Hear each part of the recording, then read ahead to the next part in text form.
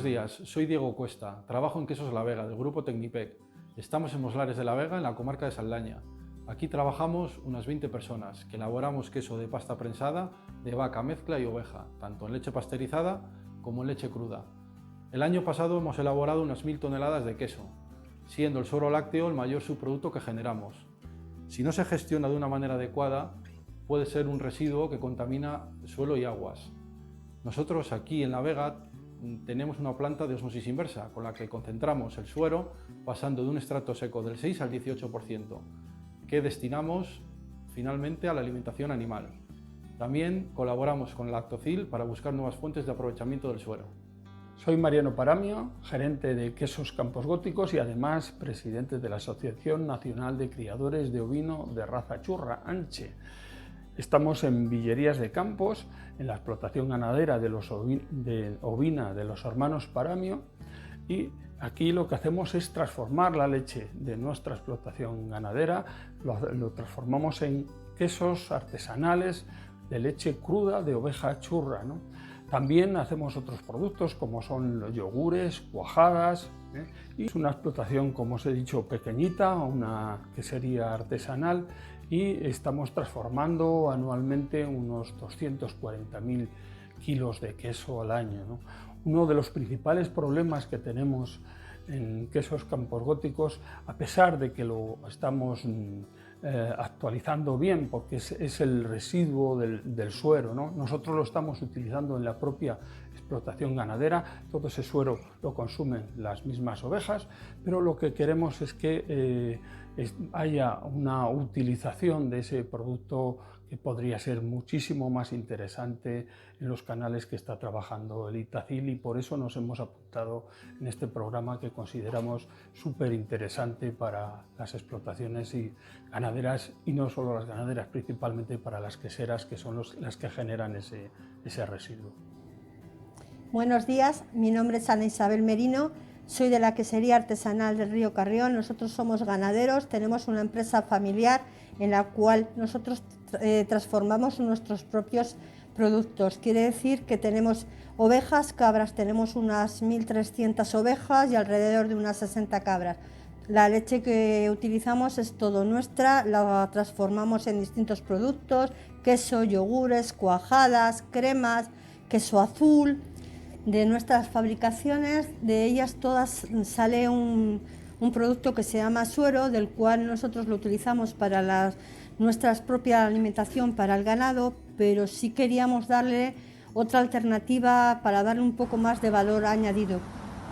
Buenos días, mi nombre es Ignacio Crego, soy el gerente de Quesos Crego. Quesos Crego es una empresa familiar ubicada en Cebrico de la Torre, un pueblo de la provincia de Palencia que está a 23 kilómetros de la capital. Nuestra empresa fue fundada en 1950 y desde entonces nos dedicamos a la elaboración del queso de oveja de forma tradicional con leche cruda. Actualmente tenemos los 4 tipos de queso: un semicurado, un curado, un añejo y un ahumado. Y aparte, últimamente hemos desarrollado un producto nuevo, como son cremas de queso en 4 sabores distintos: una natural, otra con cecina, otra con arándanos y otra con membrillo. Y también elaboramos pinchos de queso de oveja con cecina o con jamón. Al año aproximadamente fabricamos unos 35.000 kilos de queso, y para nosotros el tema del suero nos supone no solo un problema, sino un coste añadido, porque no sacamos nada de beneficio de ese producto. Normalmente venimos a tener unos 90.000 litros de residuo de suero. Soy Juan Antonio Matilla, soy uno de los 2 socios de la empresa Quesos Matilla SL, ubicada en la Antadilla. Para nosotros, más o menos, tenemos una fabricación aproximada de unos 200.000 litros de leche. Realmente, la empresa pequeña, pues tenemos un gran problema. Es decir, que tenemos que estar haciendo verdaderas piruetas a ver cómo somos capaces de eliminar el suero de nuestra producción de leche que hacemos normalmente. Entonces, bueno, pues sí, estamos muy interesados en este proyecto y bueno, pues queremos aportar nuestro granito de arena.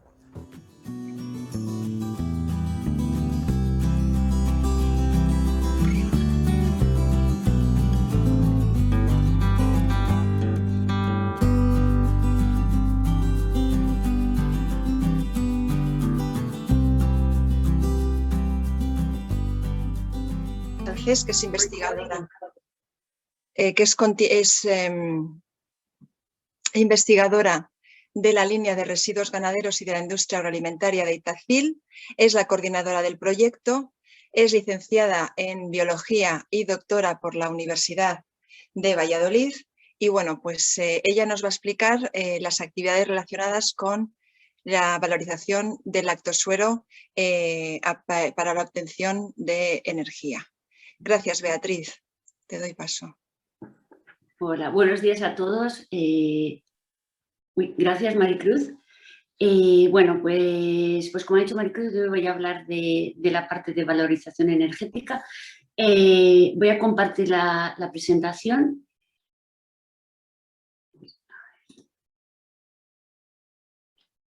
A ver, que no sé qué le pasa.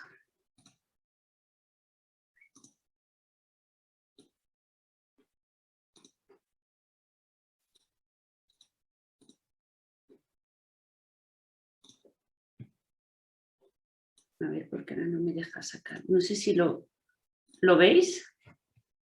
A ver si alguien me puede decir. Sí, sí que lo vemos, Beatriz, sí. Vale, a ver, ¿qué hacemos ya? Vale, bueno, pues en primer lugar me gustaría dar las gracias a todas las empresas participantes, sobre todo pues por la buena acogida, porque para hacer el vídeo hemos tenido que hacer varias visitas y bueno, pues nos han recibido todos pues con los brazos abiertos y me gustaría darles las gracias desde aquí.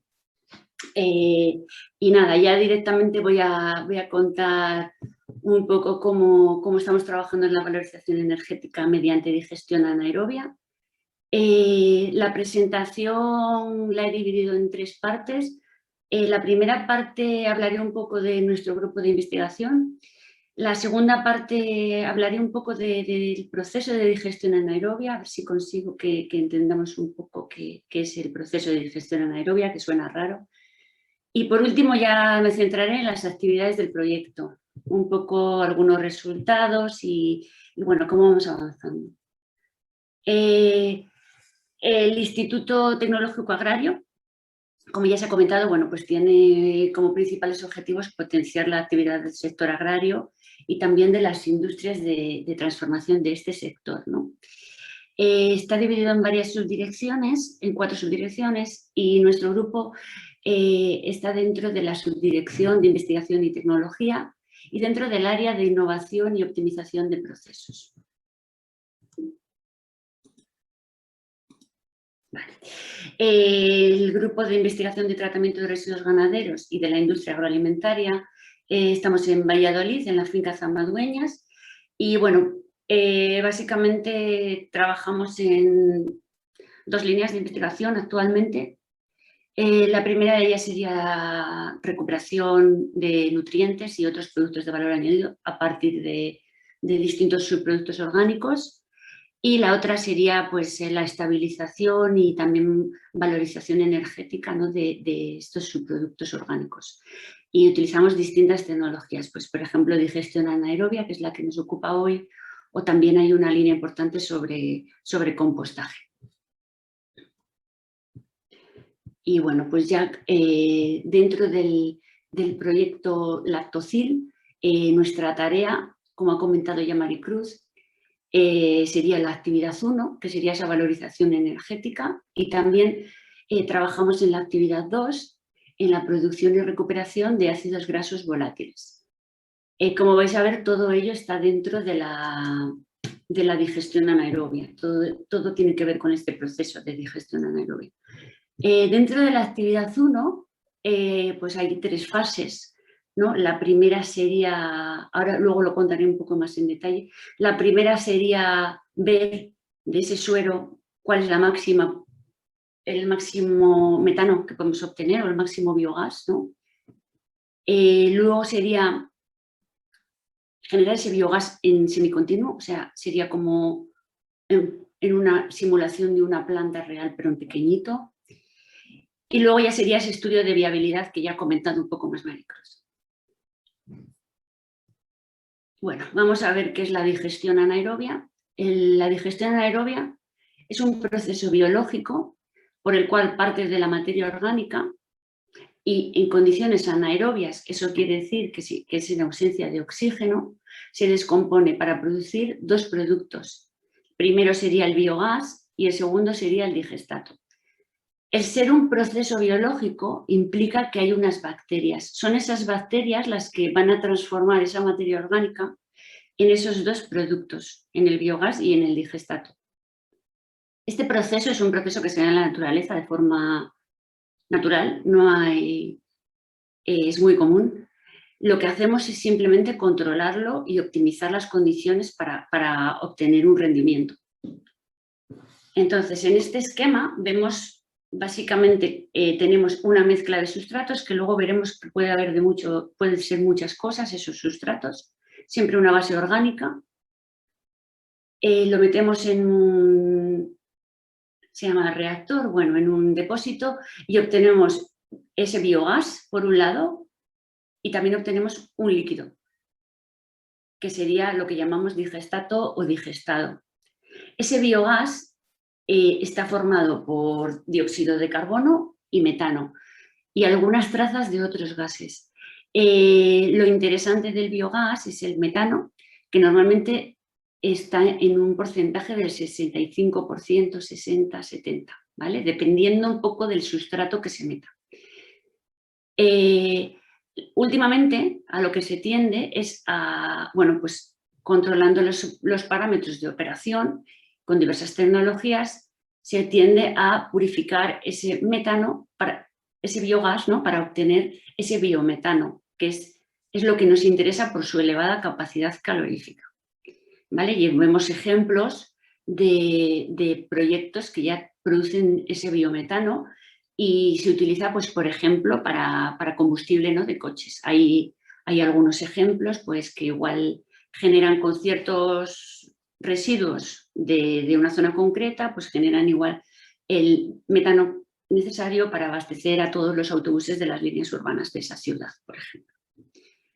El otro producto que tenemos sería el digestado, que es un producto líquido, que sería el mismo volumen o prácticamente el mismo que lo que entra a ese depósito. Es un producto que es rico en nutrientes y en materia orgánica y que está estabilizado. Es decir, huele menos que el sustrato, ¿no? Y normalmente se utiliza como abono orgánico, se le da un uso agrícola. Vale, ¿cuáles son las ventajas de este proceso? Bueno, en primer lugar es un proceso relativamente económico y sencillo de operar.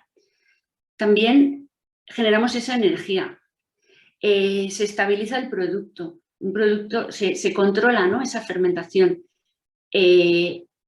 Se mineraliza el nitrógeno, se obtiene un producto líquido homogéneo, se reducen los malos olores. Contribuimos también a disminuir las emisiones incontroladas de gases de efecto invernadero, ese metano que es uno de los gases de efecto invernadero. Y luego ese digestato se puede aprovechar como fertilizante orgánico que tiene unas propiedades mejoradas, ¿no? Pues, por ejemplo, que el nitrógeno, al producirse esa digestión, ese nitrógeno que formaba parte de las proteínas ahora está en forma mineral. Entonces está más disponible para las plantas. Y al ser un producto más homogéneo, pues es más sencillo de aplicar en el campo. Bueno, aquí vemos un poco a nivel europeo cómo está desarrollada esta tecnología. Se diferencian 3 tipos de biogás. Uno de ellos es el biogás que se produce en los vertederos. Otro es el que se produce en las depuradoras al digerir los lodos de depuradoras de aguas residuales. Y el otro es el que estamos tratando hoy, ¿no? Sería lo que denominan otros, que está marcado en color verde oscuro, que sería de digestión de distintos subproductos orgánicos. En este caso hoy hablamos de suero, pero veremos que hay mucha variedad. Vemos que aquí he puesto unos números de la energía que se produce a partir del biogás y de la electricidad, ¿no?, que genera esa energía. Vemos en el mapa que Alemania, vemos que el círculo que corresponde a Alemania representa la mitad de esa energía. España está en el 9º puesto y vemos que en España la mayor parte de ese círculo, o el quesito amarillo, ¿no?, sería el más grande, porque la mayor parte del biogás que se genera en España procede de vertederos. La parte de otros, la parte de biogás agroindustrial, que se denomina, está poco desarrollada todavía. En cambio, pues bueno, hay países como Alemania o Italia o los países nórdicos, que es una tecnología que está completamente implementada. Vale, aquí lo que os hablaba de los sustratos, hay distintos tipos de sustratos que se pueden utilizar para producir biogás. Pues, por ejemplo, las deyecciones ganaderas, cualquier tipo de purín, gallinazas, estiércol. Luego los subproductos lácteos, como estamos hablando hoy del suero, los subproductos de la industria cárnica, luego cualquier resto vegetal, tanto de industria agroalimentaria como de industria bioenergética, y luego cualquier resto agrícola, pues restos de cosechas, restos de poda. Bueno, en general cualquier residuo orgánico. Sí que está sujeto a cierta regulación, pero bueno, en general se podría utilizar cualquier residuo orgánico. Entonces, normalmente, como ya ha comentado Maricruz, lo que se hace es codigestión. Porque hablando de una forma coloquial, ¿no?, lo que se necesita para que las bacterias conviertan esa materia orgánica en biogás, o sea, maximicen esa producción, es que tengan una dieta equilibrada, ¿vale? Entonces, las deyecciones ganaderas tendrían mucho nitrógeno y hay otros productos que tienen mucho carbono. Entonces necesitamos un ratio carbono-nitrógeno adecuado para esas bacterias, ¿no?, para que tengan esa dieta equilibrada y funcionen perfectamente.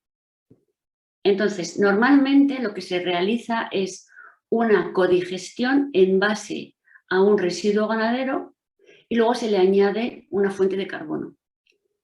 ¿Por qué se utiliza a la base un residuo ganadero? Porque tiene mucha capacidad de amortiguar el pH. Y bueno, tiene alta concentración de nitrógeno. Hay que tener cuidado porque a veces puede haber inhibiciones por amonio. Los subproductos ricos en carbono lo que tienen es un bajo pH, se degradan más fácilmente y también hay que tener en cuenta que no siempre se pueden obtener durante todo el año. Hay muchos residuos, sobre todo en los agrícolas, que tienen producciones estacionales.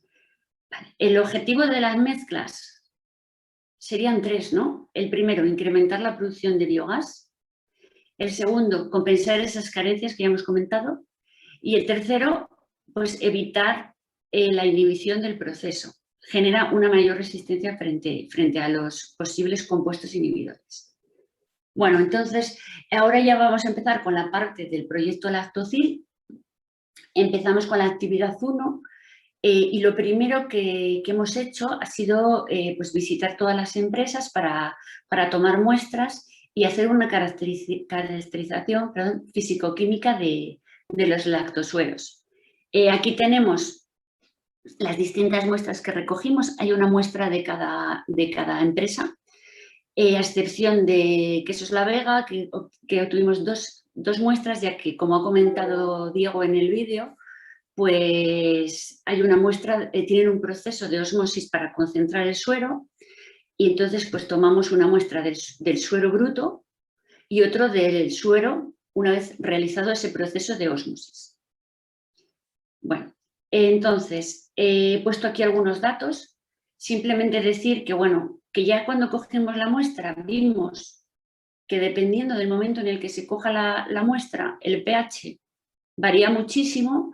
Y bueno, esto es algo que es conocido en el sector, ¿no?, que ese lactosuero rápidamente se acidifica. Pues tiene una biodegradabilidad muy alta y se acidifica rápidamente. Entonces hay que tener mucho cuidado cómo se conserva, ¿vale? Y luego, a la hora de ver los sólidos totales, o sea que sería la equivalencia a la materia seca, vemos que las queserías de producción más artesanal tienen una composición química similar, mientras que esta quesería, que es un poco más industrializada y tiene también la procedencia de la leche, es un poco diferente, pues tiene una concentración de materia seca un poquito menor. A continuación, lo que hicimos fue ver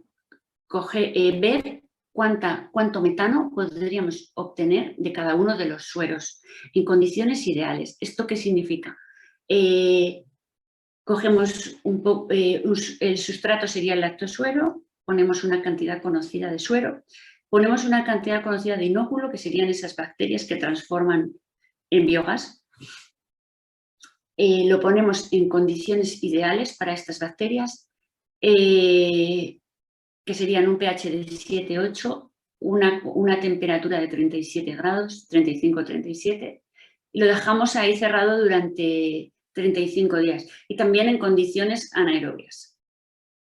¿Vale? Aquí vemos el incubador que mantiene esa temperatura con todas las distintas botellas de los distintos sueros. Cada suero se realiza 3 veces para luego tener unos datos más óptimos, ¿no?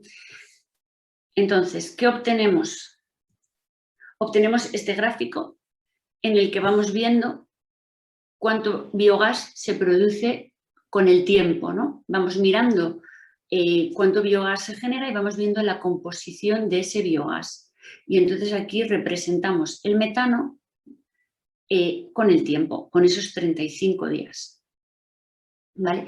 Entonces observamos que todos los sueros llegan a una producción metanogénica muy similar, entre 450 a 540.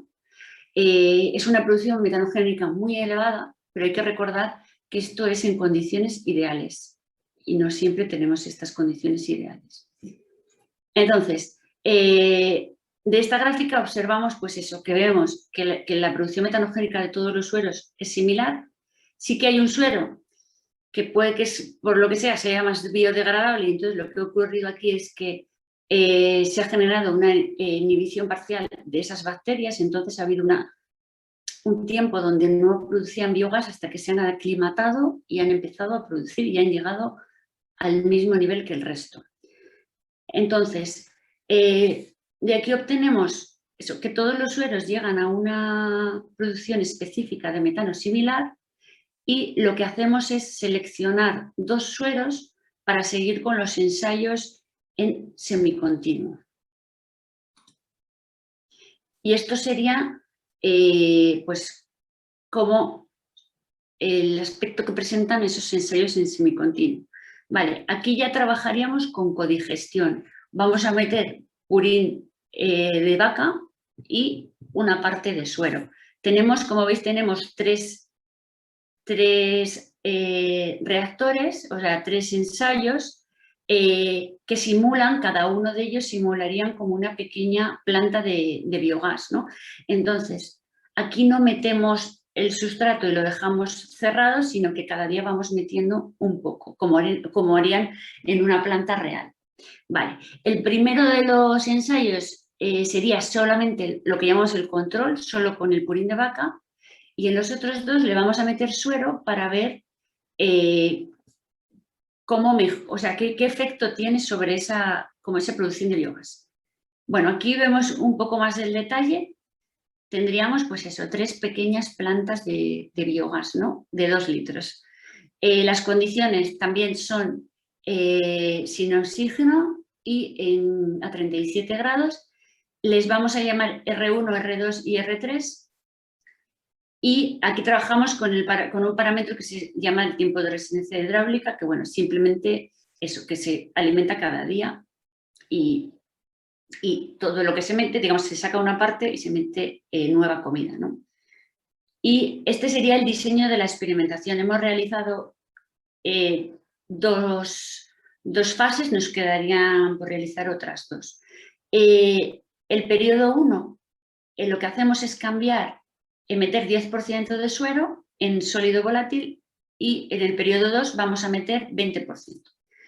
Y esto es lo que obtenemos. Aquí vemos un gráfico en el que vemos que el periodo 1, la línea discontinua sería el control y la línea negra y gris serían los dos de suero, los dos reactores con suero, ¿vale? R2 y R3. Entonces observamos que en el periodo 1 no hay diferencias significativas entre el control y que añadir 10% de suero no mejora significativamente la producción de metano. Y en el periodo 2, en cambio, vemos que sí, que si añadimos un 20%, la producción de biogás mejora en un 30-40%. Tampoco vemos diferencias entre los dos sueros, probablemente por lo que ya dije antes, que la producción metanogénica es muy similar en todos los casos. Y ya por último, vamos a hablar de la segunda actividad, que lo que hacemos sería recuperar esos ácidos grasos volátiles. Bueno, producirlos y luego recuperarlos, ¿vale? Entonces, aquí ya vemos el proceso del que hemos estado hablando, la digestión anaerobia. De esas bacterias se dividen en varios grupos. Hay muchos tipos de bacterias y cada una tiene una función. Entonces, tendríamos la materia orgánica. Hay unas bacterias que la van a romper, pues de los carbohidratos van a generar azúcares, de las proteínas aminoácidos y de los lípidos ácidos grasos. Y luego va a haber otro grupo que va a generar, a partir de esos azúcares, aminoácidos y ácidos grasos, va a generar estos ácidos grasos volátiles que son los que nos interesan. Luego hay otros grupos que lo que hacen es, a partir de estos ácidos grasos volátiles, lo convierten en metano y CO2, en biogás. Lo que queremos en esta actividad sería cortar la digestión, cortar el proceso en esta fase, entonces, para que no se llegue a producir biogás y se acumulen estos ácidos. Estos ácidos, hay muchos ácidos y difieren en el número de carbonos. Aquí vemos un ejemplo de tres ácidos. Serían, por ejemplo, el ácido acético, el propiónico y el butírico. ¿Por qué queremos recuperar estos ácidos? Porque tienen un alto precio en el mercado. Por ejemplo, el acético estaría entre 400 y 800 euros tonelada, el propiónico entre unos 1.500 euros tonelada y el butírico 2.000, 2.500. Y tienen muchas aplicaciones, pues como biocidas, como conservantes en industria química, para perfumería, para piensos, bueno, tienen muchas aplicaciones. Entonces, lo que vamos a hacer, hemos hecho un pequeño ensayo, lo que vamos a hacer es aplicar distintas estrategias con la misma metodología que hicimos en el potencial de metano para parar el proceso, ¿no? Entonces, vamos a controlar, la primera estrategia sería el control del pH en un pH bajo, la segunda en un pH alto, y la tercera sería inhibir la producción de metano con un químico que se llama BES. Bueno, es un producto químico. Y nada, como primeros resultados, pues podemos ver que con el control, si ajustamos el pH a un pH bajo de 5,5, difiere mucho de lo que se produce en el pH bajo al pH alto, que sería la segunda estrategia. A pH bajo obtenemos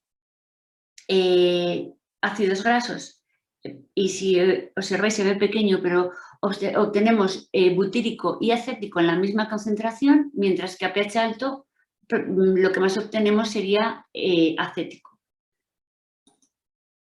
Y bueno, como conclusiones, pues comentar que la digestión anaerobia controlada de subproductos orgánicos genera dos productos, energía en forma de metano y luego un efluente estable con alto valor agronómico. Que el lactosuero es un producto muy biodegradable y que tiene mucho potencial para producir metano, entre 450 y 540 mililitros de metano por gramo de sólido. Y que no hay grandes diferencias entre los distintos sueros. Que si añadimos 20% de lactosuero en la digestión de los residuos ganaderos, se mejora la producción de biogás en un 30 a un 40%. Veremos qué pasa cuando añadamos el 30 al 40%.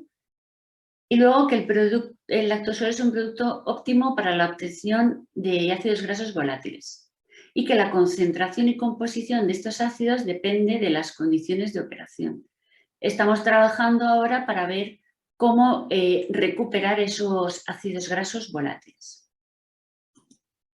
Y bueno, con esto me despido. Dar las gracias por su atención y cualquier duda, cualquier pregunta, lo vemos al final o me pueden contactar a través de este correo.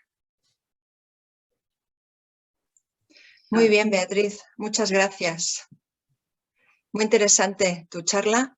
Y comentarles también a todos los participantes en esta jornada que los resultados que vayamos obteniendo a lo largo de este proyecto los vamos a difundir en jornadas como estas y también van a ser, digamos, se pueden consultar por parte de cualquier empresa que así lo necesite o así lo quiera. No son resultados exclusivamente de Itacil ni exclusivamente de las empresas participantes, ya que es un proyecto de financiación pública. Por lo tanto, pues elaboraremos el informe pertinente en su momento y bueno, pues los resultados y los datos los iremos difundiendo para todo el público. A continuación va a participar en la jornada mi compañera, la doctora Rebeca Díez Antolínez, que es ingeniera química y es doctora por la Universidad de León. Ella es la responsable del Centro de Biocombustibles y Bioproductos de Villarejo de Órbigo, que está en la provincia de León. Nos va a participar con la ponencia titulada Obtención de bioproductos a partir del lactosuero. Es una experta en la materia, por lo tanto yo creo que es una ponente muy interesante que nos va a contar pues cosas de gran aplicación y muy interesantes para todos ustedes. Muchas gracias, Rebeca, y te dejo con los participantes. Hola, muchas gracias, Maricruz. Bueno, voy a compartir ya pantalla.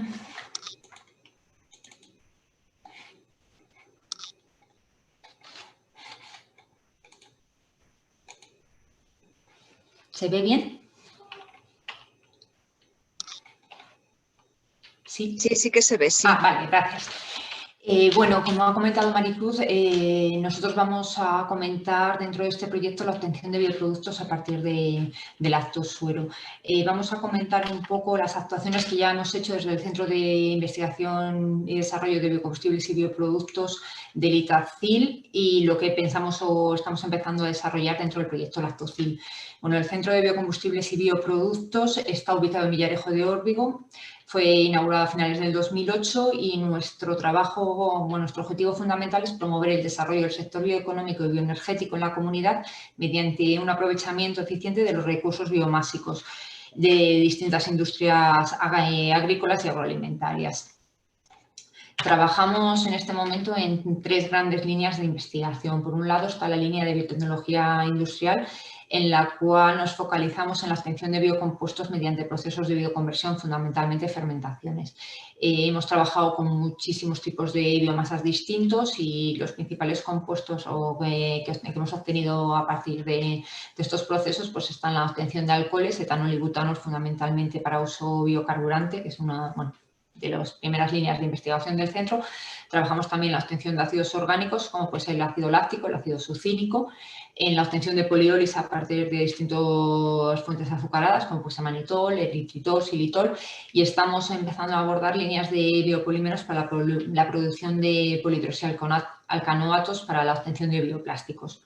La otra gran línea de trabajo que se ha abierto en los últimos años es la extracción y purificación de compuestos de alto valor que están contenidas en distintos subproductos o productos agrícolas o agroalimentarios, trabajando tanto en la parte de la deconstrucción de las biomasas por nuevas tecnologías para la separación de los distintos componentes, como tecnologías verdes de extracción y purificación. Y finalmente la última pata de nuestras líneas es buscar una aplicación para estos nuevos biocompuestos dentro de las distintas áreas y en colaboración con el resto de grupos de trabajo del Itacil, tanto en el área de agricultura como ganadería, como agroalimentaria, así como en otros sectores industriales, pues como puede ser el del plástico, la nutracéutica, la farmacéutica, la cosmética o la química.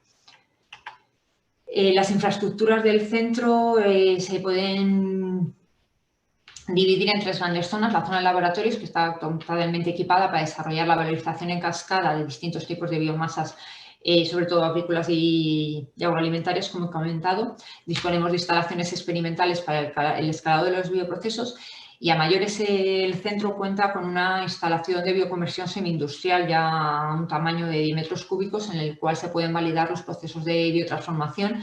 Es una instalación que está disponible y estamos abiertos a cualquier tipo de colaboración público-privada para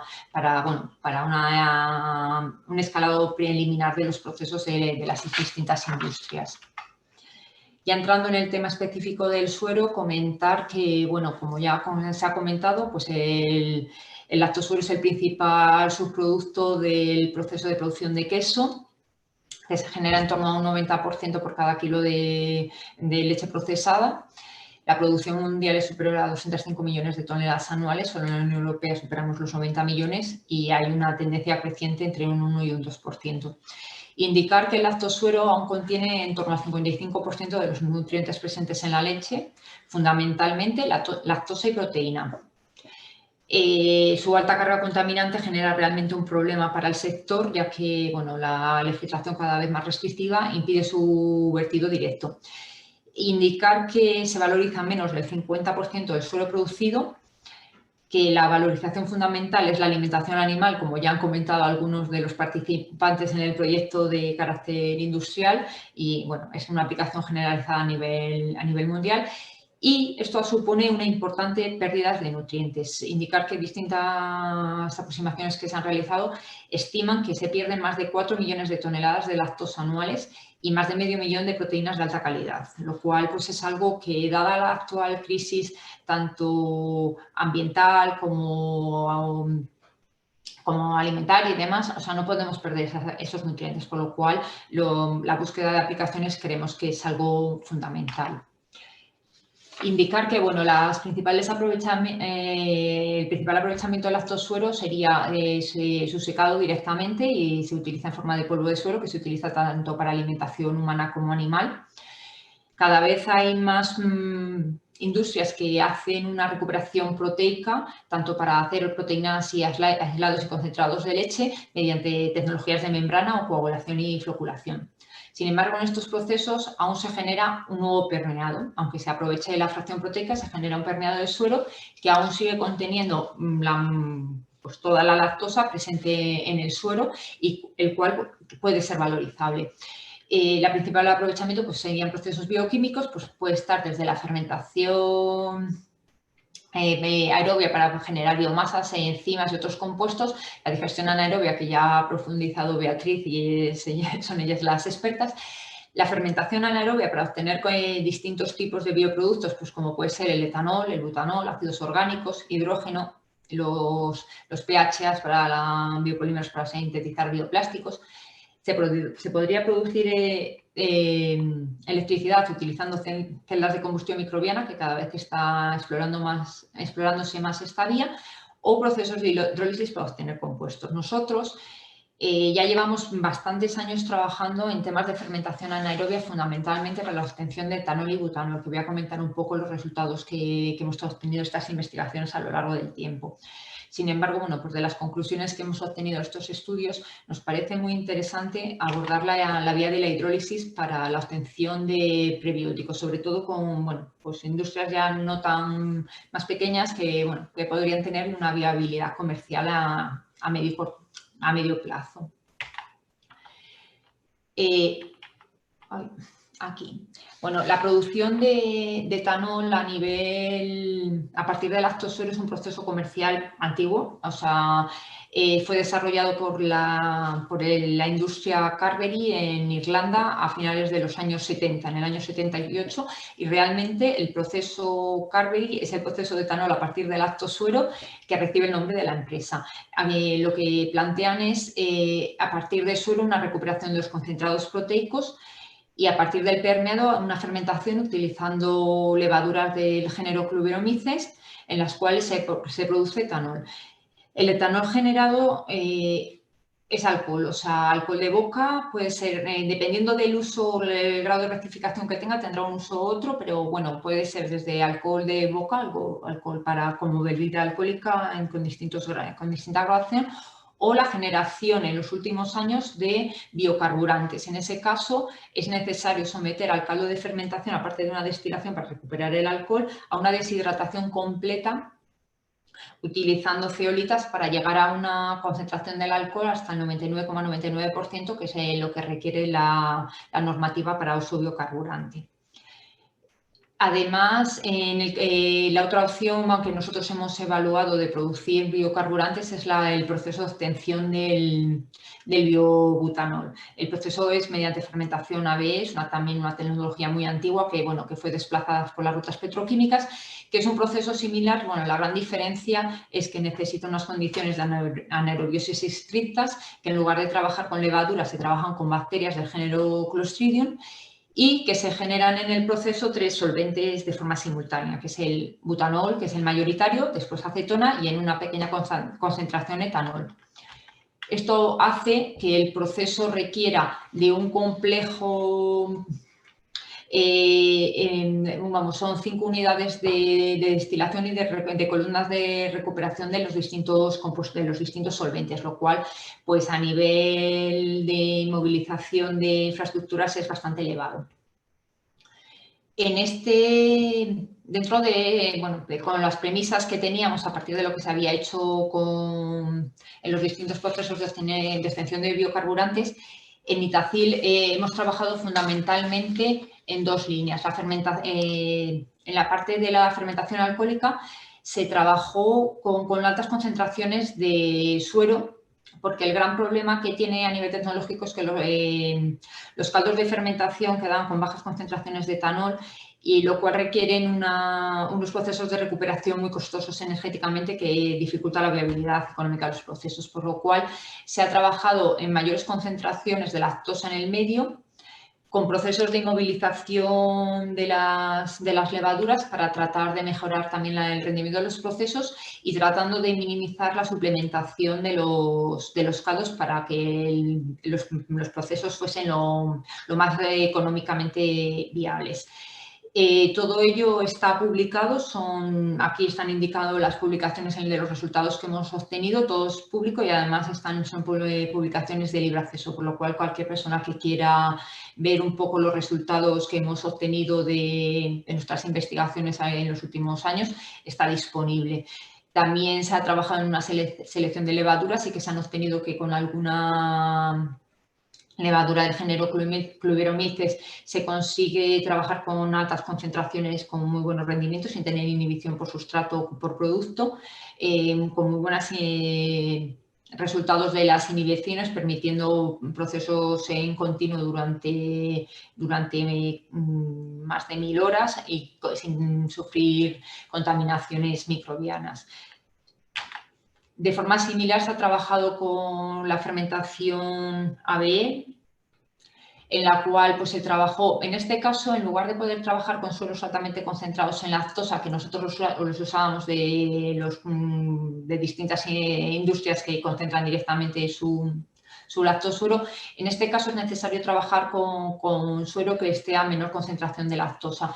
La concentración inicial está entre los 40 y 50 gramos litros, que es la concentración de lactosa que está propiamente en el suero según se obtiene, por lo cual utilizar directamente suero es un sustrato ideal para la fermentación ABE. Aquí hemos trabajado también tratando de minimizar el aporte de nutrientes a los caldos de fermentación para reducir los costes, incorporando procesos de recuperación in situ de los propios solventes con el objeto también de mejorar la eficiencia energética del proceso de recuperación mediante gas stripping frente a la destilación clásica. Las principales conclusiones de todos estos trabajos que hemos hecho en la obtención de los bioproductos destinados a uso biocarburante, alcoholes para uso biocarburante, está que tanto el permeado de suero es un sustrato idóneo para la fermentación alcohólica, el permeado de suero no concentrado es idóneo para la fermentación ABE, por lo cual podrían utilizarse ambos para las distintas aplicaciones. En el caso de que se quiera ir hacia la vía de la fermentación alcohólica, es imprescindible concentrar el suero hasta concentraciones en torno a 170 a 200 gramos litro. La combinación de procesos fermentativos de alta o muy alta densidad con tecnologías de inmovilización celular ha permitido mejorar el rendimiento y la productividad de los procesos. Optimizar el aporte de nutrientes creemos que es esencial para mejorar la rentabilidad y la viabilidad de los procesos. Hay cepas silvestres, como he comentado, que no sufren problemas de inhibición y que pueden ser muy interesantes en caso de valorar una aplicación comercial de los mismos. Y en el caso de la etapa de recuperación, pues es imprescindible ir hacia procesos de recuperación in situ. En base a estos resultados que hemos obtenido, que realmente han sido muy interesantes y bueno, puede ser viable y podría ser viable implementar tecnologías que ya están desarrolladas y utilizándose en otros países, como puede ser, como he comentado, en el caso de Irlanda, o bien esa misma tecnología está en Nueva Zelanda. En Alemania también hay un proyecto similar de la empresa Müller. O sea que las grandes industrias lácteas sí que están incorporando estos procesos como para valorización en lactosuro. El problema es que la alta competitividad en el precio del etanol y el butanol, que tienen que competir con en el caso de uso biocarburante, con el precio de los petroquímicos, de los compuestos químicos que quiere sustituir, hace imprescindible ajustar mucho los precios, lo cual se requiere en economía de escala en el proceso productivo, lo cual las inversiones de estas instalaciones son muy elevadas, por lo cual es muy difícil que se implementen comercialmente este tipo de soluciones, vamos a decir, bueno, pues por empresas de un tamaño medio o pequeño. Por ello, nosotros dentro de Lactocil, cuando se planteó este proyecto, hemos querido abordar otra solución, otra alternativa, que sería el aprovechamiento de la lactosa hacia otra serie de compuestos en los cuales los procesos de transformación sean procesos de tipo hidrólisis más fáciles de implementar a nivel industrial por empresas de un tamaño medio o pequeño. Nosotros dentro de, aquí aparecen un poco las posibles aplicaciones que puede tener la lactosa, desde los galactoligosacáridos, como extensión de lactulosea, ácido lactobiónico, lactitol, están hablando luego de procesos más complejos hasta obtener tagatosa, lactosacarosa. Dentro de todo este amplio abanico de productos que se pueden obtener, nosotros hemos decidido centrarnos en dos grandes grupos. Por un lado, los galactoligosacáridos y por otro, la lactulosa.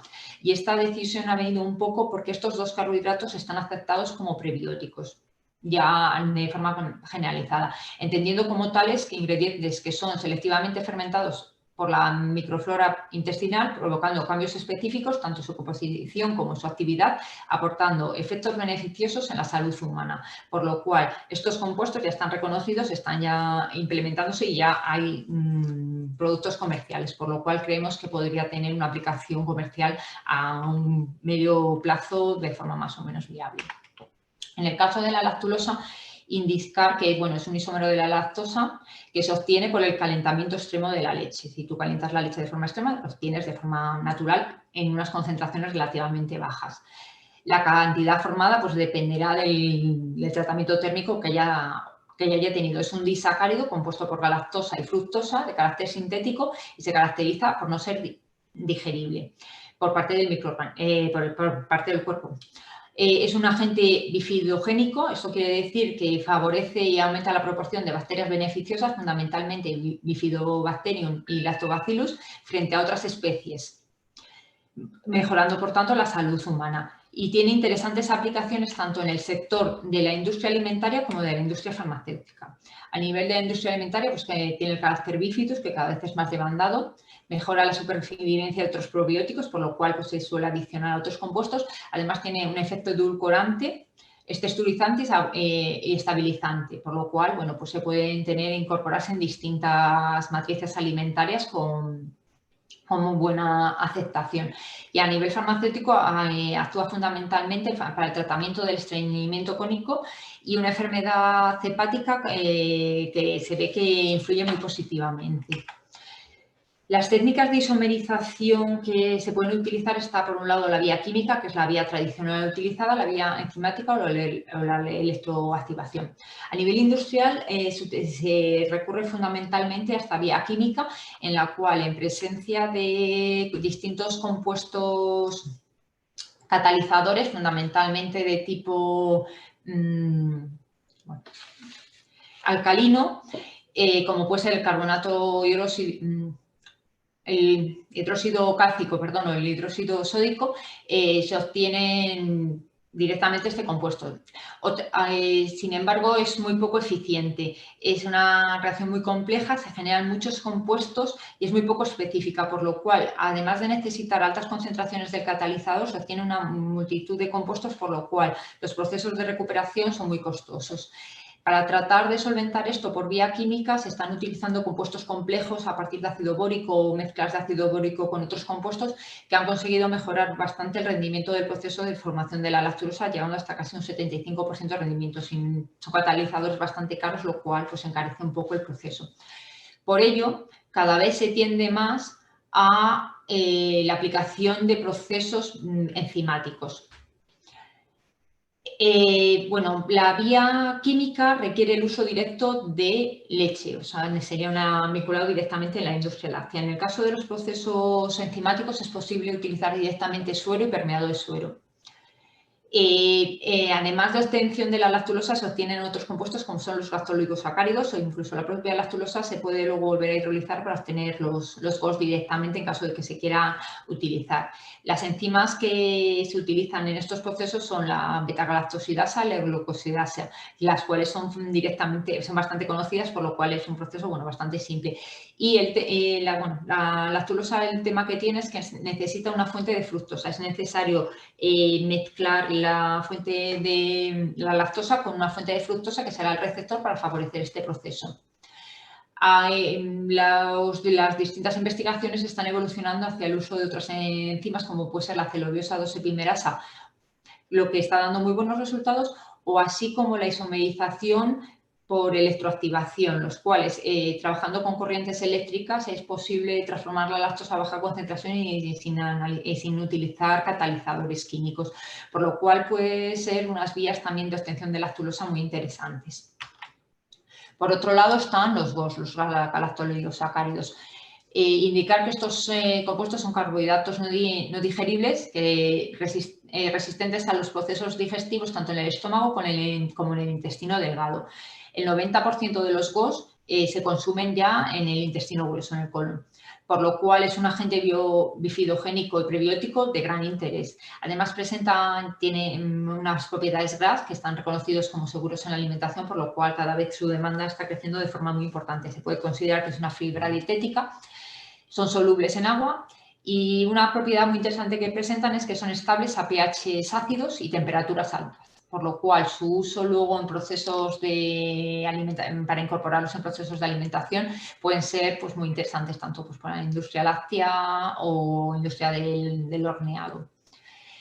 La forma de comercialización de estos compuestos fundamentalmente es en forma de distintos polímeros no unidos en los cuales los GOS están compuestos por distintas unidades de galactosa que están unidas por enlaces beta y pueden o no presentar un monómero final de glucosa. Todos estos GOS aparecen en distintos grados de polimerización según los procesos que se hayan desarrollado y representan normalmente el 85% de los productos que se comercializan como tal. Aparte de eso quedan azúcares residuales, pues como puedan ser la lactosa, la galactosa u otros compuestos, además de, la humedad. Se presentan normalmente en forma de polvo blanco, jarabe transparente, y la síntesis enzimática de los GOS se podrían utilizar enzimas glicosiltransferasas o glicosilhidrolasas. En el caso de las primeras sería lo ideal, los rendimientos son muy buenos, la especificidad es muy alta, por lo cual pues obtiene un producto de muy buena calidad. El problema que tienen es que el coste es prohibitivo, por lo cual no se puede abordar a nivel industrial, por lo cual es necesario enfocarnos más hacia la vía de las galactosilhidrosilasas, o sea, utilizar beta-galactosidasa como se utiliza en el caso de la lactulosa. En este caso es la propia enzima la que, por un lado, favorece la etapa de hidrólisis y posteriormente la etapa de transgalactosilación, obteniéndose los distintos GOS en distintas concentraciones. Entre las propiedades que presentan estos compuestos pues está la mejora de la absorción de minerales, sobre todo de calcio y magnesio, ayuda al sistema inmune y digestivo, se ha visto que inhibe la adherencia de algunas bacterias patógenas, por lo cual retarda el desarrollo de cáncer de colon. Debido a estas propiedades tan interesantes para la salud humana, pues cada vez se están utilizando más para alimentos en bebés, bebidas de deportistas y refrescos, en la industria de la repostería y panadería, así como en los derivados lácteos, pues bien, para la incorporación en yogures y demás. Los procesos no son excesivamente complejos, por lo cual pues, creemos que sí que puede tener una aplicación comercial a corto o medio plazo. El plan de trabajo previsto dentro de este proyecto es, bueno, inicialmente estamos trabajando en una comparación y selección de enzimas de beta-lactosidasas comerciales para ver cuáles son más efectivas para los dos procesos. Una vez seleccionada la enzima, se va a trabajar en la optimización de las condiciones de operación en procesos discontinuos, y una vez que tengamos estas condiciones de operación optimizadas, lo que se va a hacer es una evaluación y optimización de las técnicas de inmovilización enzimática con el objeto de simplificar los procesos, abaratar costes, ya que las enzimas son, bueno, pues caras. Entonces, con el objeto de, estando inmovilizadas, pues utilizar durante distintos lotes de proceso, y evaluar distintas configuraciones continuas de operación. Y si los resultados que obtenemos en el proyecto Lactocil son, bueno, interesantes y prometedores, abordaremos una segunda fase en la cual se planteará un escalado en proceso a planta piloto y experimental, y así como el desarrollo de estudios de viabilidad técnico-económica. Y esto sería un poco todo lo que estamos haciendo. Muchas gracias por su atención. Les he dejado aquí mi correo por si alguien quisiese contactar conmigo, bien por la parte de los alcoholes como lo que queremos abordar con los prebióticos. Y esto sería todo. Muy bien, muchas gracias, Rebeca. Muy interesante. Estoy segura que muchos de nuestros asistentes a la jornada no sabían que se podía obtener tantos subproductos a partir del lactosuero. O sea que muy interesante, me ha gustado muchísimo. A continuación, nuestro siguiente ponente es nuestro compañero, el doctor David Delgado, que es licenciado en Ingeniería Química y es doctor por la Universidad de Burgos. Trabaja en la Estación Tecnológica de la Leche, donde es investigador, y nos va a presentar la ponencia Reincorporación de proteínas del suero en productos lácteos por microparticulación. Muchas gracias, David. Te cedo la palabra. Vale, muchas gracias. ¿Me oís? Sí, te oímos perfectamente. Vale, ahora sí, perfecto. Vale, pues muchas gracias por la presentación y al resto de compañeras por la organización de la jornada. Voy a colgar la ponencia.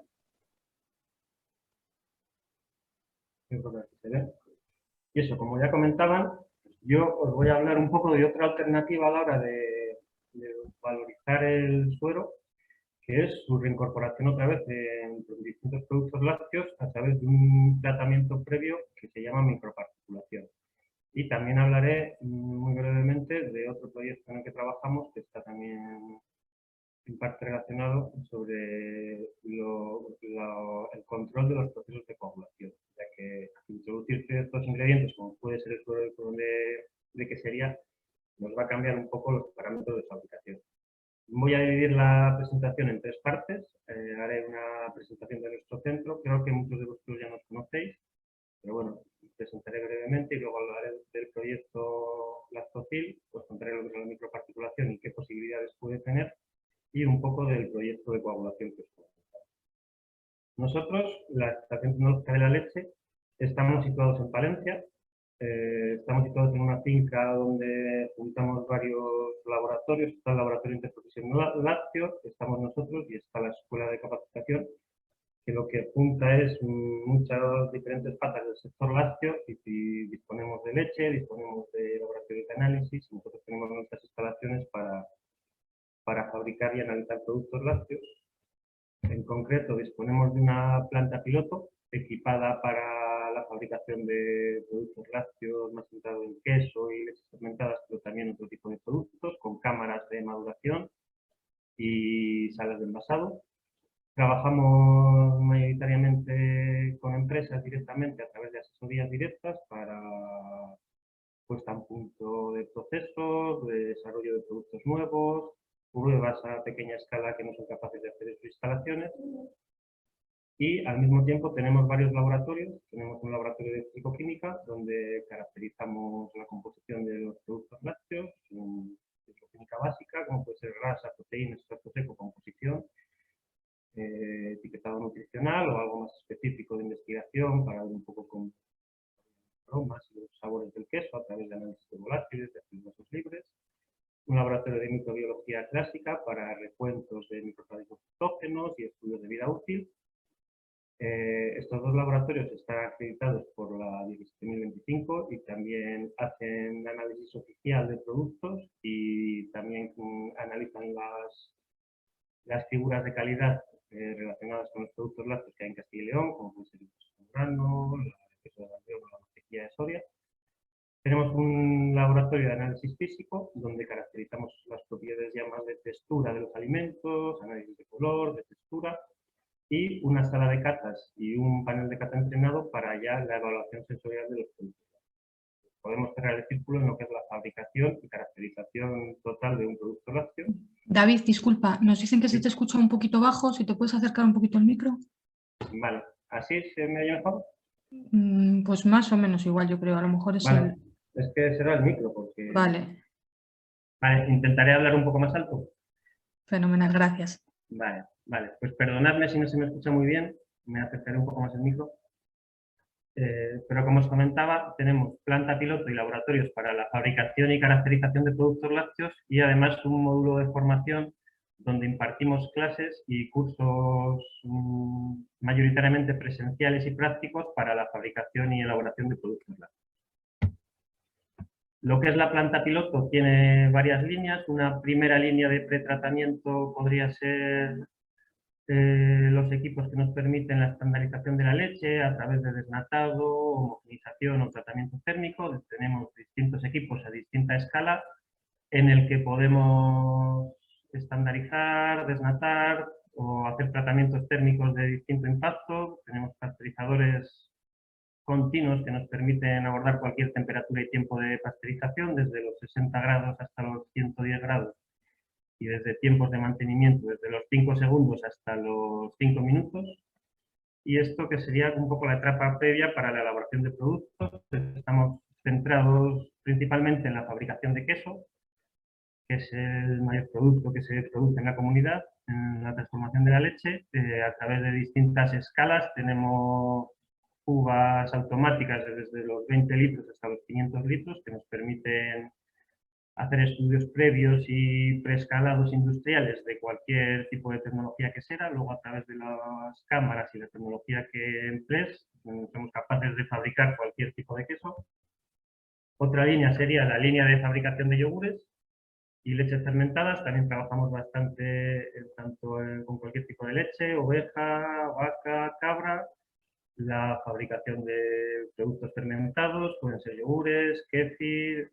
La verdad es que hay una demanda un poco creciente de este tipo de productos últimamente desde las empresas. Y otros productos que podemos desarrollar son ya derivados o postres lácteos, como pueden ser mantequillas, helados o otro tipo de productos, cuajadas, dentro de los postres lácteos.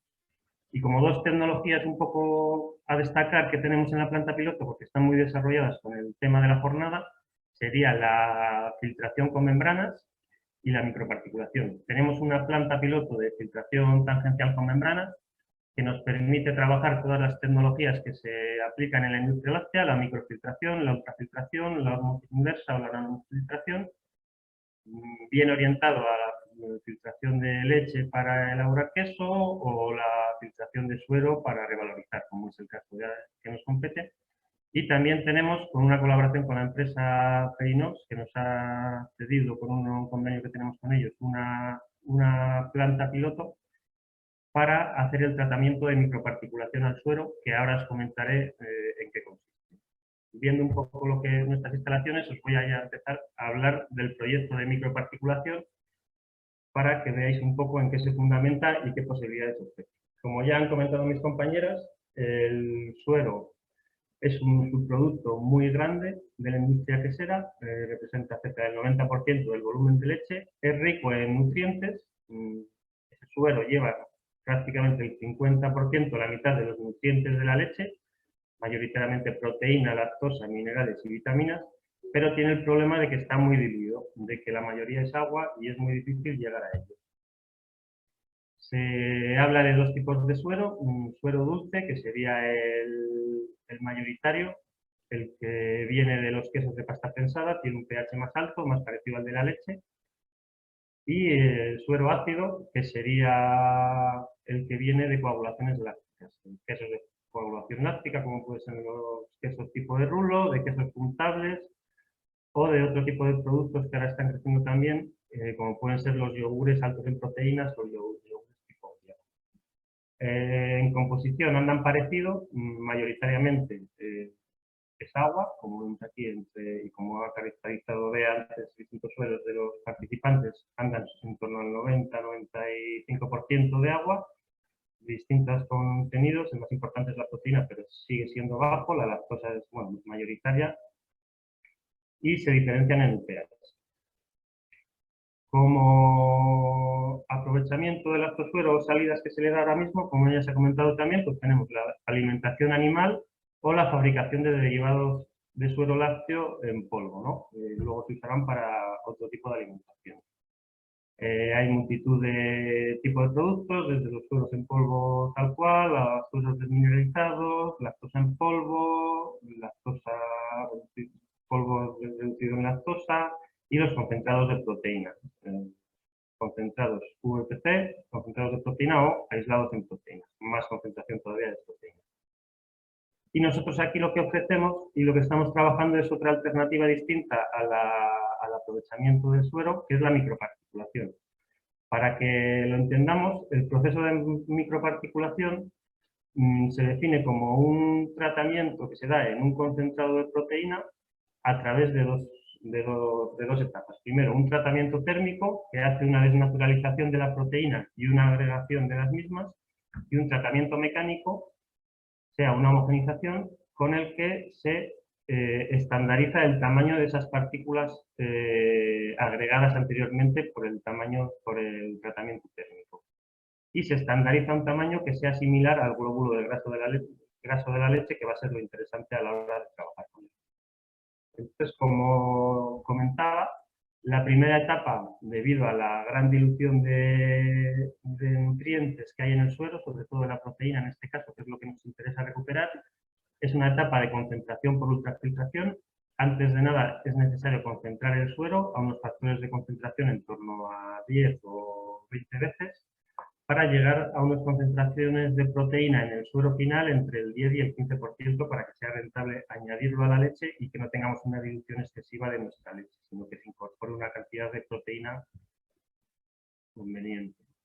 Estos niveles de concentración, más o menos, similándolo un poco a los estándares que hay de concentrados proteicos de WPC, sería en torno a lo que viene a ser el VPC 60. Es decir, que el 60% del extracto seco es proteína. De estos 17, el 60% sería proteína. Más o menos el estándar un poco óptimo que se está trabajando es sobre concentrados de proteína en torno a estas características.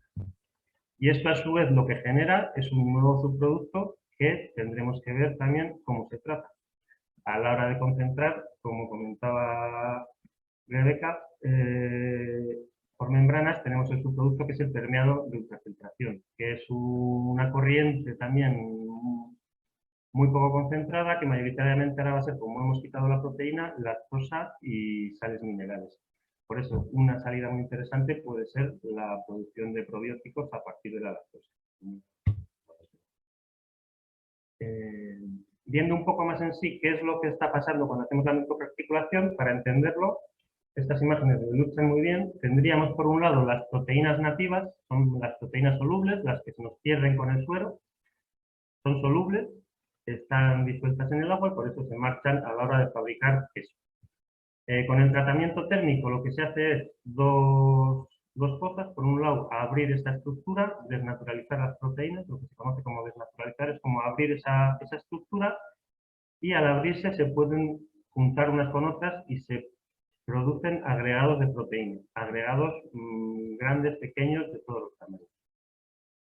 Y a partir de estos agregados hacemos un tratamiento mecánico de homogenización, haciendo todo seguido con un mismo equipo, somos capaces de estandarizar estos agregados a un tamaño homogéneo, que sea lo más homogéneo posible y de un tamaño que nos interese, que va a ser lo más parecido posible a la grasa.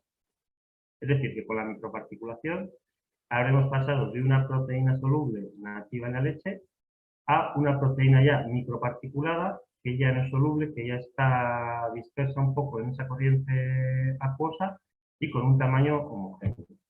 Esto si lo comparamos con el resto de componentes de la leche, para tener un poco una idea de lo que estamos haciendo, partíamos de una proteína nativa de un tamaño muy pequeño y que se nos escapa. A la hora de fabricar queso, la importancia está en la otra proteína de la leche, en las caseínas, que tiene un tamaño superior, unas 10 veces más grande, y es lo que hace la estructura del queso. En esta estructura, en un proceso normal, pues la grasa se queda atrapada. La grasa es todavía más grande, unas 10 veces más grande que las micelas de caseína todavía, 1000 veces más grande que las proteínas nativas, y al cuajar la leche, esa grasa no puede salir y queda atrapada dentro. Mientras que las proteínas solubles, como están en el suero, se marchan en la etapa de dessuerado. Si conseguimos hacer el tratamiento de microparticulación a la proteína, conseguimos un tamaño homogéneo y estable del orden de los glóbulos de grasa. Si mezclamos cantidades de proteína microparticulada con leche a la hora de cuajar, esta proteína ya no se marcha o no se marcha en su totalidad y queda retenida y se puede aprovechar e incorporar al producto. Este es un poco el fundamento y la teoría de la microparticulación. Es muy importante eso, estandarizar el tamaño de partícula. En esta gráfica se ve un poco cómo va cambiando ese tamaño de partícula a lo largo de las distintas etapas de las que estamos comentando. En rojo tendríamos la inicial, que sería el suero concentrado, el VPC. Vemos una campana muy grande, ¿no? Vemos gran dispersión de tamaños y tamaños mayoritariamente pequeños para lo que es el óptimo que nos interesa, que sería el del glóbulo de grasa. Al aplicar el tratamiento térmico se producen las aglomeraciones que decíamos y pasamos a unos tamaños muy grandes, excesivamente grandes para lo que queremos, que es que luego se quede retenido dentro de lo que es la estructura del queso. Pero al hacer la homogenización volvemos hacia atrás y estandarizamos unos tamaños, la curva se reduce, es decir, que es un tamaño mucho más homogéneo y de las características que nos interesa para elaborar productos lácteos. Es decir, que juntando todas las etapas, lo que supone un proceso de microparticulación, una vez obtenido el suero, contemplaría las siguientes etapas. Primero, la recepción del suero en las queserías. Normalmente se le hace una separación de finos para aprovechar esos finos y un desnatado. Depende del volumen y el tamaño de la industria, se puede hacer o no. Y tendríamos el suero ya preparado para tratar. Lo que es la preconcentración sería por ultrafiltración y llegamos a un suero concentrado. Este suero concentrado ya le pasamos al equipo de microparticulación y en unas etapas en serie, primero haríamos un tratamiento térmico y una homogenización para llegar a lo que es el microparticulado. ¿Qué vamos obteniendo? Pues en esta imagen se ve muy bien un poco cómo va cambiando el suero a la hora de hacer los distintos tratamientos. Primero partiríamos de un suero desnatado, es el típico color de suero que conocemos, de que sería un tono más o menos verdoso. A la hora de concentrar este suero, se va concentrando el color también, pasamos a unos tonos más naranjas o hacia el marrón. Esto sería el suero concentrado entre 10 y 20 veces, ha aumentado la composición de proteínas desde un 1% que podemos tener aquí hasta el 10-15%, todo proteína soluble. Y a la hora de hacer el tratamiento de microparticulación, solo por el hecho de estandarizar ese tamaño de proteína y llevarlo al tamaño de los glóbulos de grasa, cambia totalmente la textura y el aspecto y el color de la corriente. Pasamos a un producto blanco que a simple vista podría parecer leche. Cambian las características, si lo probamos es muy cremoso, aunque no tiene nada de grasa, solo por el tamaño de partículas del mismo de la grasa da la sensación de estar probando nata, y tiene la capacidad de retener mucha agua, que esto puede ser muy interesante luego dependiendo de a qué producto se aplique. Por contra, es un producto inestable, al ser una concentración de proteína tan grande, ya no es soluble, está dispersa en la fase acuosa, no se puede almacenar por mucho tiempo y hay que tratarlo rápidamente porque si no se produce una sedimentación espontánea que al final decanta totalmente y no se podría trabajar con ello después de varios días. ¿Qué posibles aplicaciones y ventajas están documentadas del uso de microparticulación? Pues en principio en queso se presentan los beneficios de que puede mejorar la percepción del sabor y la sensación de cremosidad, por eso de que se parece a la grasa y da esa sensación de cremosidad. Puede ser un sustituto de la grasa para quesos tipos en grasa y tener una textura y unas características en boca de sabor más parecidas a lo que es un queso tradicional, porque al eliminar la grasa en los quesos quedan unas texturas más vastas, más arenosas, más ásperas. Mantendría la cremosidad, cambia un poco la textura del queso porque estás incorporando una proteína, esa proteína incorpora también a su vez agua, son quesos más elásticos y una de las mayores ventajas que ofrece es el aumento de rendimiento. Como estamos incorporando una proteína externa, estamos aumentando el rendimiento quesero. La bibliografía habla de en torno al 6 al 10%, aunque esto también habría que verlo en función de cada tipo de queso, porque no tiene nada que ver un queso fresco con un queso curado de oveja. En relación a los yogures, también se presenta la aplicación con diferentes ventajas, todas más o menos están relacionadas. Siempre va a estar el tema de la cremosidad y la sensación en boca. Siempre va a ser un sustituto bueno de la grasa por un tema nutricional de querer hacer productos bajos en grasa, por ejemplo. También tiene un contenido proteico y de aminoácidos esenciales mayor al estar usando las proteínas solubles, que son proteínas de alto valor nutricional. Y además, esa cremosidad va a hacer que la textura del yogur sea menos granulosa. También se ha aplicado en helados con ventajas similares, siempre lo de la grasa. Sería posible hacer productos bajos en grasa con una calidad sensorial más parecida a los tradicionales. Hace que el helado sea más estable y se derrita con menos facilidad. Y también dentro de lo que pueden ser los fermentados o los productos líquidos, tendríamos la aplicación sobre los batidos proteicos, en el que podemos encontrar mejorías en cuanto al color, la sensación en boca que veníamos diciendo en el resto de productos, incluso en vida útil, por un tema también de estabilidad como en el helado.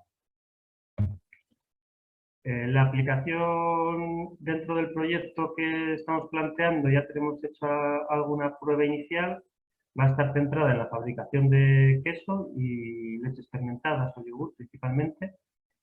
En queso igual es el producto donde más estudiado está. Depende del porcentaje hay un límite de porcentaje de microparticulado que te admite, también esto puede depender del tipo de producto. Lo que sí se ve es que aumenta mucho la capacidad de retención de agua. Esa cuajada, ese queso va a tener mucho agua, que depende de cuál sea el queso final, habrá que ver cómo se trata. Se retiene la proteína soluble, lo que lleva a los aumentos de rendimiento que hablábamos del 5 al 10%. Simula la cremosidad de la grasa, puede ser una alternativa dentro de los productos bajos en grasa y puede ser muy interesante para el desarrollo de nuevos productos, porque quieras que no, siempre y dependiendo del tipo de queso puede cambiar, sea el queso control o el queso tradicional o el queso fabricado con microparticulado, aunque esto habría que verlo en cada caso porque dependiendo un poco de la maduración y el tipo de queso puede ser más, y la cantidad de microparticulado que añadas puede llegar a no apreciarse y tener un queso muy similar a lo que es el queso control. Lo que sí que cambian es ciertas etapas en la fabricación del queso, esa proteína a mayores que no es caseína y esa retención de agua va a cambiar un poco la forma de trabajar en queso, la cuajada, depende a qué queso que queramos llegar. Y una de las etapas importantes que habrá que tener en cuenta es la etapa de coagulación. Y hablando un poco de la etapa de coagulación y cómo afecta la microparticulación al proceso de coagulación, voy a introducir también muy brevemente otro proyecto de financiación FEADER en el que estamos trabajando desde la Estación Tecnológica de la Leche, el proyecto Coaguse.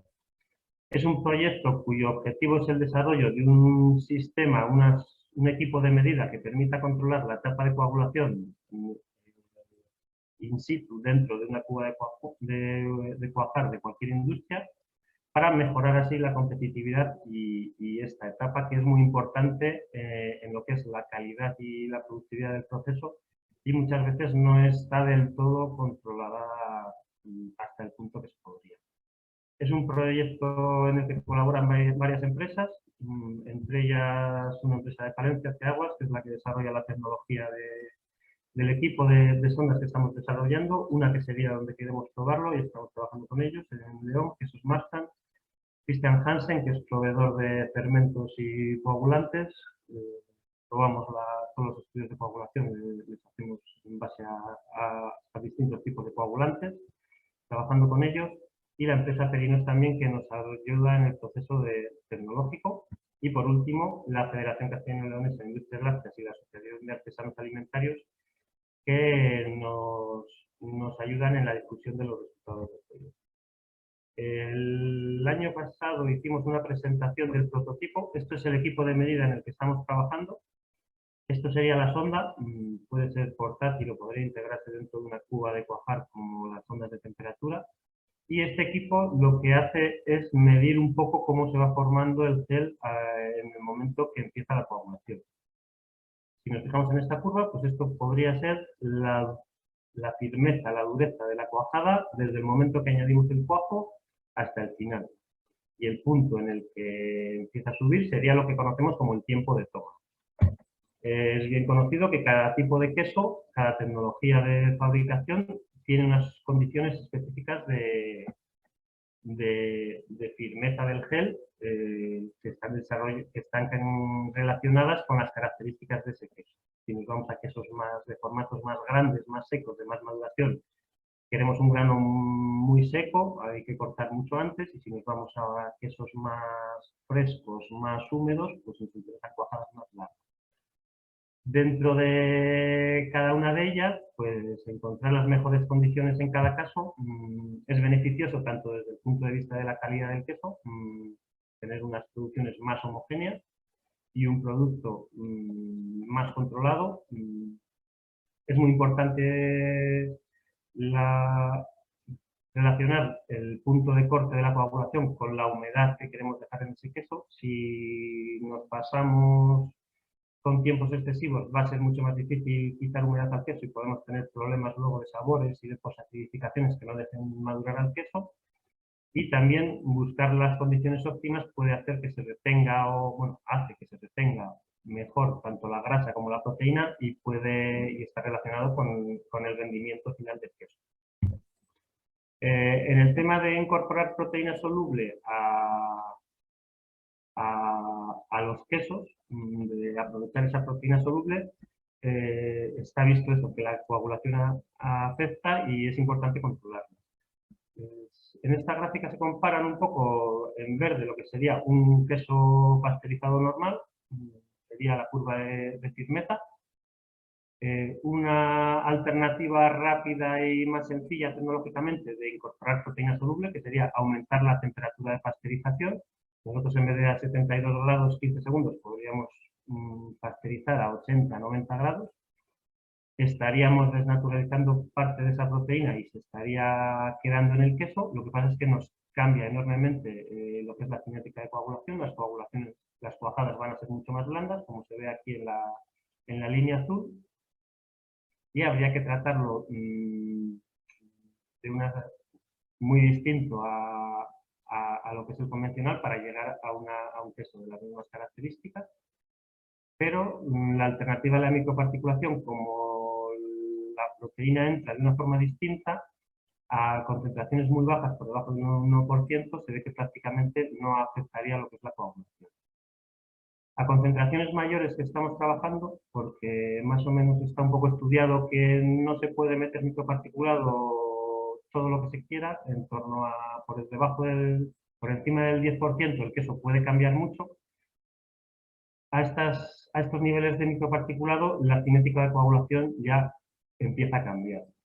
Lo que sería el queso control, solo con leche, sería la línea verde, y en rojo y Y en azul tendríamos ejemplos de leches cuajadas con dos concentraciones distintas de microparticulado, en azul con un 5% y en rojo con un 10%. Vemos, por ejemplo, que si nos interesa cortar, si el queso verde le estamos cortando en 25 minutos a una firmeza de 40, si los otros quesos, añadiendo el microparticulado, le cortásemos a los 25 minutos, la cuajada sería bastante débil y posiblemente estemos perdiendo más proteína. Y si queremos cortar a la misma firmeza, pues conocer la cinética de coagulación nos llevaría mínimo a esperar 5 minutos más a la hora de corte. O sea, es muy importante relacionar siempre no solo un tiempo total, sino la relación entre el tiempo de toma y el tiempo final en función de la firmeza. Y estos equipos con los que estamos trabajando nos permite conocerlo. Por último, como conclusiones de mi parte de la jornada, remarcar que la Aztocil explora nuevas formas de aprovechamiento y valorización y la microparticulación puede ser una posibilidad dentro de la incorporación del suero en los productos lácteos, bien sean tradicionales, donde su impacto habrá que estudiarlo muy en concreto para ver si modifica el producto, o nuevos productos como pueden ser los productos bajos en grasa. Y siempre conocer cuanto más mejor las etapas de coagulación nos puede llevar a controlar mucho mejor lo que es el proceso y la calidad del producto. Aquí tenéis también mi contacto y cualquier cosa que necesitéis, estamos en la estación a disposición vuestra. Muy bien, David. Muchas gracias por tu presentación, muy interesante. Como pueden ver, la tecnología avanza a pasos agigantados en todos los campos, no solamente en poner hombres en la luna, como se suele decir, sino también en temas cotidianos como es la alimentación diaria, ¿no? O sea, y bueno, pues en Itacil recordarles que trabajamos no solamente en estos aspectos, sino también tenemos muchas otras líneas de investigación. Y bueno, pues hoy precisamente estamos hablando de bioeconomía y cómo reaprovechar y valorizar este residuo que realmente, como están viendo, se puede aprovechar de muy diferentes formas y muy bien.